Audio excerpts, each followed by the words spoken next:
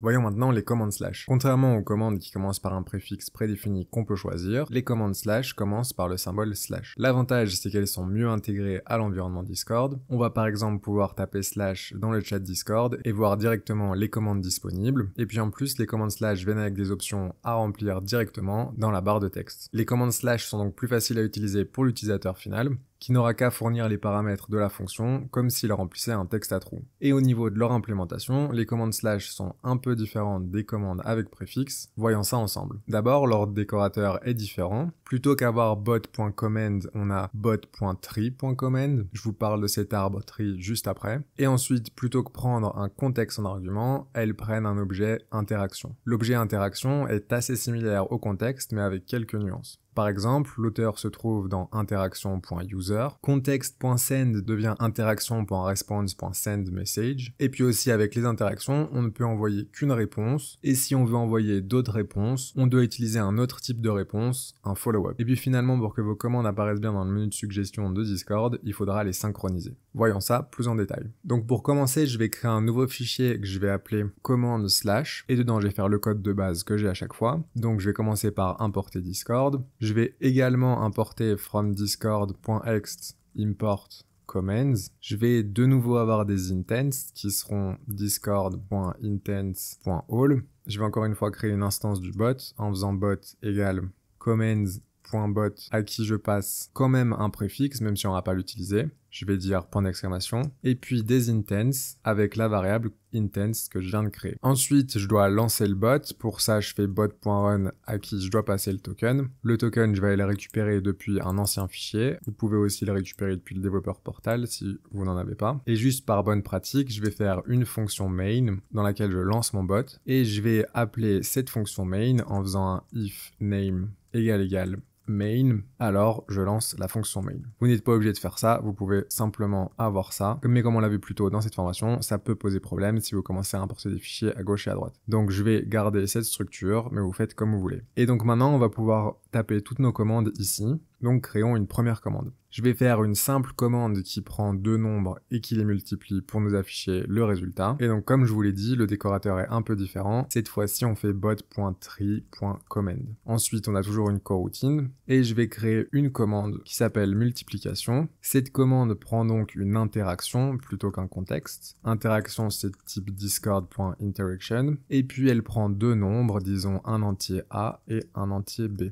À l'intérieur de la fonction, je peux répondre le résultat de la multiplication en faisant toujours un await. Et là, plutôt qu'avoir un context.send, je vais avoir interaction.response.sendMessage. Dedans, je vais passer une f-string dans laquelle je vais dire a fois b égale, et puis là, je fais le calcul a fois b. Donc, comme vous pouvez le voir, les commandes slash sont assez similaires aux commandes avec préfixe, sauf qu'il y a encore une chose qu'on doit faire en plus, c'est les déclarer auprès de Discord en utilisant un événement, et cet événement, c'est l'événement onReady. Je vais utiliser mon décorateur bot et puis event, et dedans on va écouter l'événement onReady, et dans cet événement onReady, je vais faire un await bot.tree.sync pour synchroniser la commande que je viens de créer dans l'arbre des commandes de Discord. Mais cette synchronisation peut prendre du temps, des fois elle prendra 30 secondes, 1 minute et même peut-être plus. Donc j'aimerais bien avoir du texte qui me dit quand c'est fini. Pour ça, je vais d'abord faire un premier print avec une f-string qui me dit que je suis connecté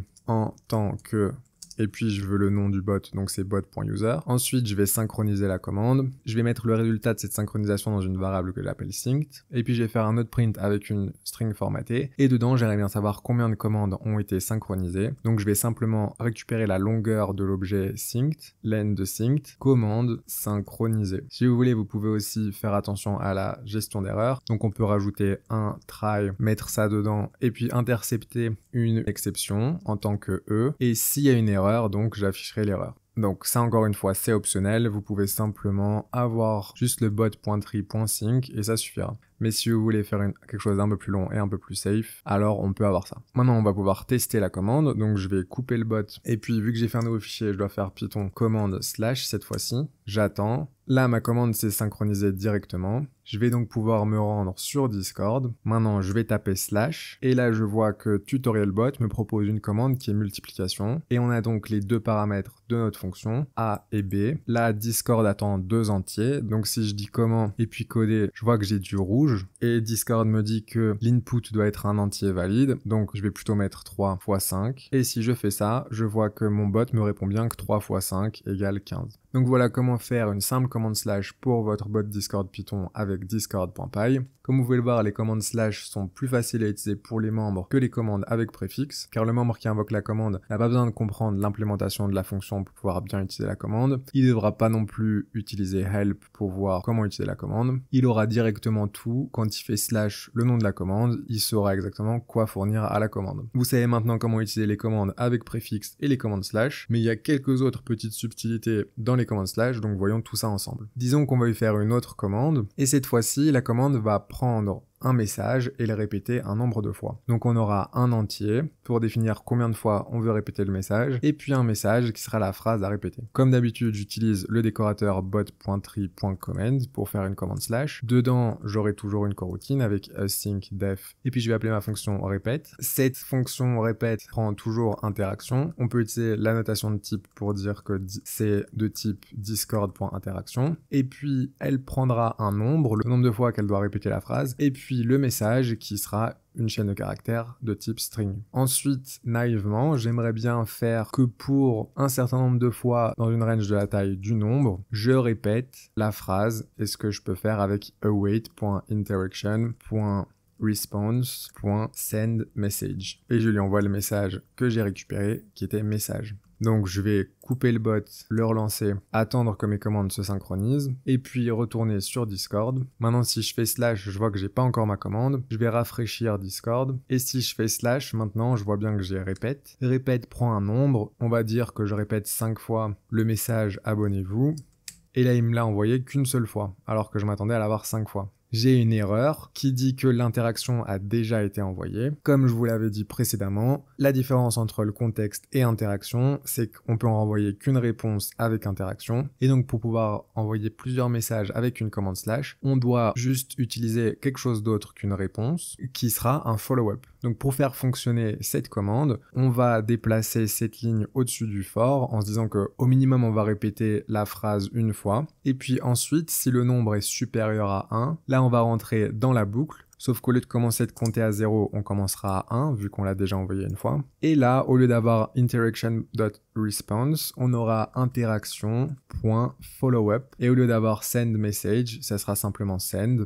Et ce qu'on envoie, c'est toujours le message. Là, maintenant, je peux tester la nouvelle version de ma commande. Je coupe le bot, je le relance. J'attends que mes commandes se synchronisent. Une fois que c'est fait, je retourne dans Discord. Je réessaye et répète. Je vais mettre toujours 5 et toujours abonnez-vous. Là, j'envoie. Et j'ai mis qu'un L à follow-up. Donc, je corrige la typo. Il faut 2 L à follow. Je relance mon script. Et je réessaye encore une fois. Répète 5, abonnez-vous.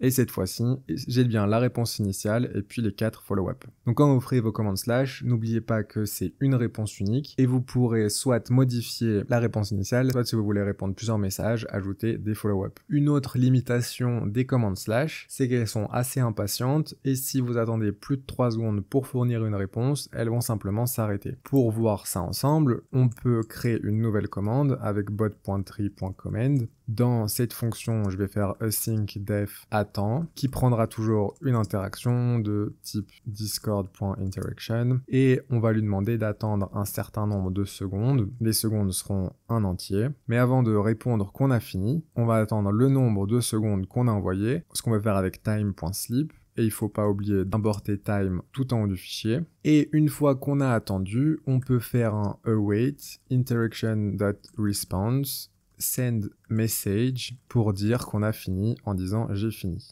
Donc je vais sauver ma fonction, couper mon bot, le relancer, attendre que mes commandes soient synchronisées. Maintenant j'ai une troisième commande, elles sont synchronisées, je vais sur Discord, je tape /, je vois qu'en tapant attends, j'ai rien de nouveau, donc je vais rafraîchir ma page. Maintenant, j'ai bien ma commande attends. Je vais lui demander d'attendre plus de 3 secondes pour créer le bug, donc je vais attendre 5 secondes.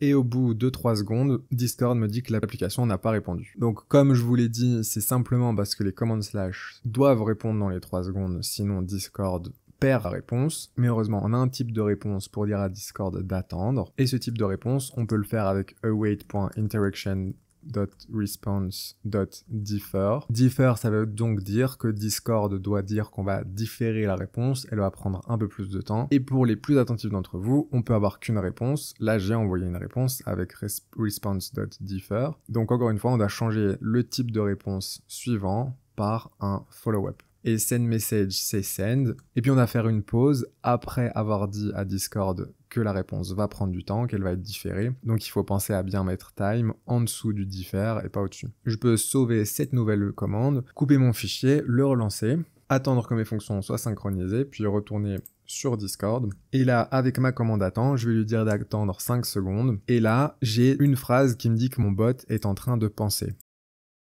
Et finalement, il a pu répondre « j'ai fini » après 5 secondes. Donc si vous faites des commandes slash qui prennent plus de 3 secondes à s'exécuter, il faudra penser à utiliser interaction.response.differ pour prévenir Discord que la réponse va mettre plus de 3 secondes avant d'arriver.